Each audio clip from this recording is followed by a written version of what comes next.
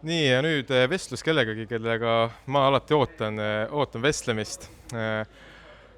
Hannes Soomer, oled värskelt tulnud siin Suzukast Sachsenringilt, kindlasti räägime sellest ka, aga enne natuke olulisemad küsimused, et oled Hiiumaale farmi ka jõudnud ikka? Ja kartul on maas. Kartul on maas. Juba varsti üleval tagasi. Kui varakult see aasta sai panna? Väga hiline, väga hiline, ma ei tea, peale jaanipäeva midagi läks maha alles. Et siis see alles nagu tagumikuga maa peal istuda? Siis ma esimest korda proovisin. Noh, ja kartul kasvab ilusti muidu? Jaa, väga hästi. Minu parim siiamaani, esimene ka, aga parim ka. Kas saaks talveks natuke kartuleid? No ma arvan, et kui ma sealt järgmise aasta seemnekartulid välja võtan ja need esimesed maitsmised, siis mul ongi otsas need, nii et väga, ütleme, keldrit täis ei saa. Okei, aus, aga keldrit või ma ei tea, kus sa neid hoiad, aga karikaid on hakanud see aasta jälle kogunema korralikult, et räägimegi sellest viimastest nädalatest, et esiteks loomulikult Suzuka 28 tundi. 8 tundi, jah, Suzuka 8 tundi, vabandust. Et sa oled nüüd, see oli sul mitmes kestvusõitude etapp see nüüd oli? 3. etapp, minu teine start. Ja enne kui me sellest tulemusest räägime, siis see oli päris hea, et kuidas see protsess sinu jaoks oli, et see tuli ju Le Manis tuli päris korralik vigastus ja kuidas see enda nagu tagasi töötamine sealt oli? Jaa, Le Mansis oli siuke õnnetus, kus lenks murdus ära, siis see lenksutoru siit samast ja siis oli jah, õlg oli haige natuke aega, et see parem rangluu, kus mul tegelikult 10 aastat on juba plaat sees olnud.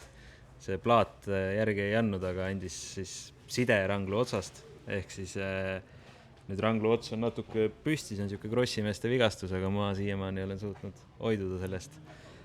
Aga eks ta tagasi tuleb nagu iga vigastus, et trenni ja ootad ja annad puhkust ja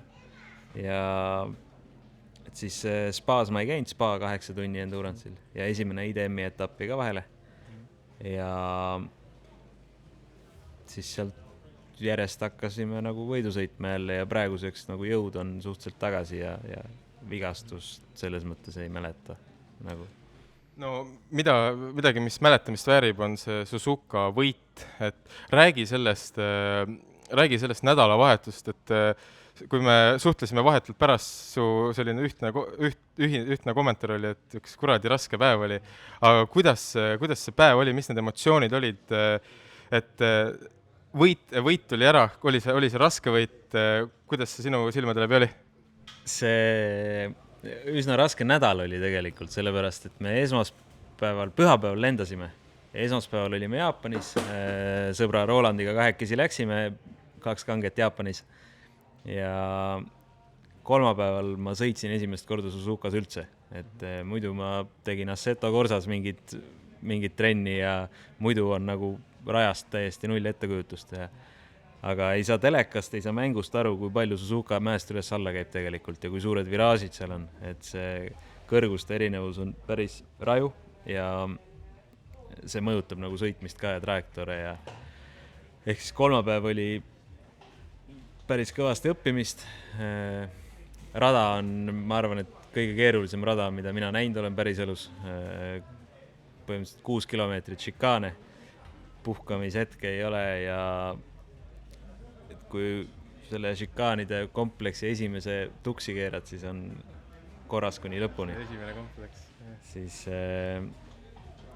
aga edasi läks, mina sain nagu üles suhteliselt hästi, minul läks nädal vahejuhtumit, et kõhuli ei pand meeskonnas, minu meeskonnakaaslane siis kvalifikatsioonist, talle sõideti külje pealt sisse niimoodi, et kukkus ümber ja ma ei tea, kas tal tuli kinnas käest ära või mis tal juhtus, aga igal juhul nukita lihvis maha endal käel, nii et reedel me ei olnud kindlad, kas ta sõita saab võidusõidus. Ja see eelneva jutu jätkuks see maailma kõige raskem rada nii füüsiliselt kui ka tehniliselt ja siis 2 meest ja 8 tundi, et algne plaan oli et me peame võib-olla üks meist peab 5 vahetust tegema ja teine 4. See oleks päris raju olnud selles kuumas.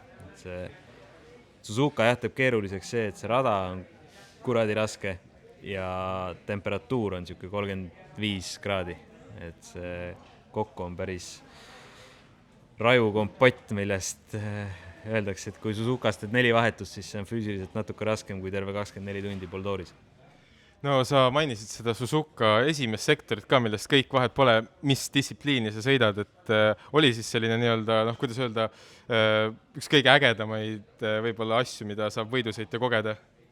Raske kindlasti, äge ma ei suuda öelda, sellepärast et see on nagu nii kuradi tüütu, kui sa pead 200 ringi seal sõitma ühe päeva jooksul. Et see, jah, see esimesed päevad ikkagi sa eksid nagu ära, sa ajad vahepeal sassi, et kas see on nüüd see teine vasak või see on see 4. vasak, on ju. Ja aga ei, selles mõttes halbu sõnu mul ei ole selle raja kohta, lihtsalt on kuradi raske.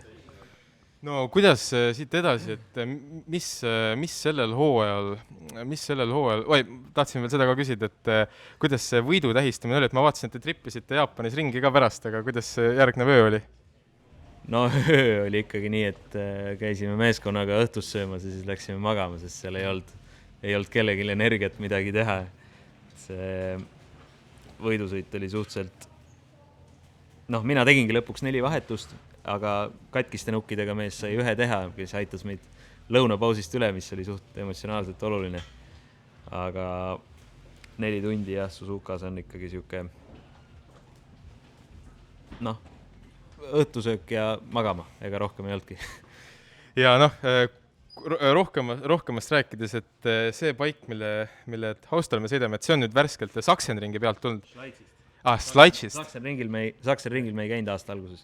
Schleich, aga nad on samas kandis. Ja kuidas, see oli nüüd siin, kui ma ei eksi, siis eelmisel nädalal, kuidas läks? Totaalselt tuksi, tänan küsimast. Meil oli terve hunnik mingeid väga veidraid anomaaliaid sellel mootorrattal, mis ma loodan, et on nüüd välja juuritud. Noh, näiteks seesama käigueebel, mida siin on näha, tema otsustas siit näiteks pooleks minna, murduda keskelt, mida mina ei ole oma elu jooksul mootorratta küljes näinud, sükest viga. Ma loodan, et need olid kõik ühel nädalavahetusel ära ja mingid elektrikalad niimoodi, et mootorratas suri keset kurvi välja ja siis ma kukkusin ümber selle pärast, et see nädalavahetus oli üks nõrk sooritus. Aga selle paiki potentsiaalist rääkides, et sul on nüüd esimene aasta PEM-iga, et kuidas eelmine aasta siis selle ilusa Hondaga, et väga tore, et hoidsid seda sinist värvi edasi, aga kuidas, kas sa oled selle paigiga praeguseks, et noh, kuna hooaja alguses jäi natuke vahele ka, et oled sa temaga nagu sõbraks saanud praeguseks? Jaa ja ei, mingid päevad me oleme väga head sõbrad.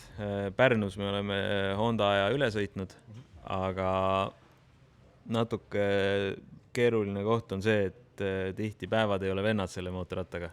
Et ühel päeval ta töötab väga hästi, aga kuna see elektroonika on päris kõvasti keerulisem kui Hondal. Honda sõitis rohkem nagu minu käe järgi, ehk siis minu jaoks oli lihtsam mõista, sellel mootorrattal pead usaldama veokontrolle ja kõik muud jama rohkem. Et siis natuke nagu diiva? Ta on diiva, jah, ta on selline Lõuna-Saksamaa diiva. Helga. Helga? Nii, saime, kas nimi, siin on Hel ka juba nagu olemas. Helga. Jah, Helga. Räägime siin Helga nuppudest ka, et saamegi Hannese kontorit ka vaadata, et mainis... Voolu taha talle. Voh, kaunis. Et mainisid, et siin on siis tähtsad nupud, mida ei tohi segamini ajada, et üks on kill switch ja teine on mode'ide. Jaa, see on nüüd minu idemi mootorrattal, Saksa mootorrattal on parempoolne lülitiblokk niipidi, kus kõige ülemine on suretus, siis on mode ja siis on starter. Aga Endurance'i mootorratastel on mingi teine versioon nuppudest, millest ma ei tea, miks see on nii, aga see suretus ja mode on omavahel see vahetuses.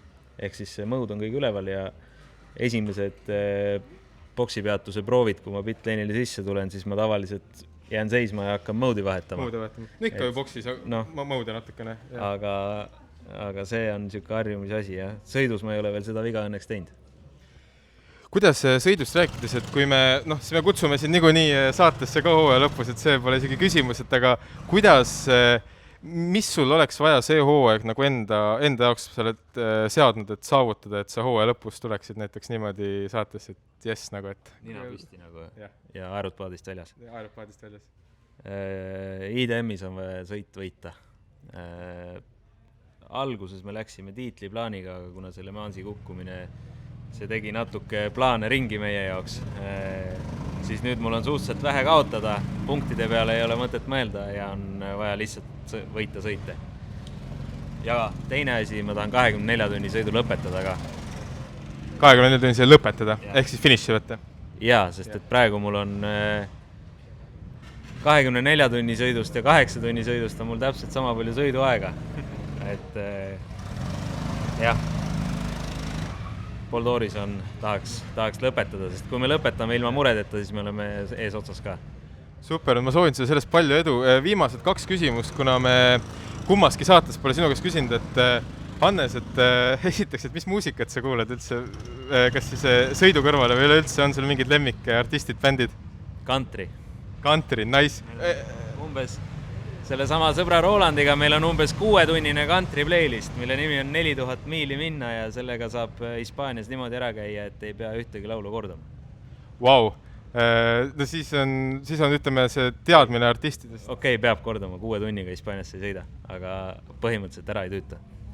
No korralik list ja selle järgi ma pakuksin, et lemmikfilmid on westernid. Ei tea. Ei, lemmikfilmi žanri niimoodi ei ole, muusikat on rohkem. Filme ma vaatan kas lennukis või lennukis. Muidu väga palju filme ei vaata. Ma arvan, et elu nagu filmis, et siis polegi vaja vaadata ja Hannes, väga palju edu soovin sulle ja kindlasti hooaja lõpus näeme ja suur aitäh, et selle kauni tiiva Helga ka meile siia tõid Ma loodan, et me kunagi Helgaks ei pea kutsuma enam. Aus. Ja kuidas muidu veel kiire küsimus, et kuidas kardirajal on tunne, et kui palju sa üldse satud kardirajale nagu kardiga? No täna olen sattunud rohkem kui muidu, aga väga lahe, teie teete väga lahedat asja, see, et siin nii palju sõitjaid ja üldse rahvast on, see on päris suur asi. Tehtaks mootorratta spordis midagi sarnast, siis oleks järgmine Hannes Soomere ka käega katsutavam natuke. Aga ei, väga lahe. Ma kvalifikatsioonis tahaks öelda, et kart ei sõitnud ja selles eelfinaalis lasin ise tiiru peale, aga muidu on väga lahe päev olnud. Tänan kutsumast. No aitäh tulemast. Alles good to see you, man. Thanks.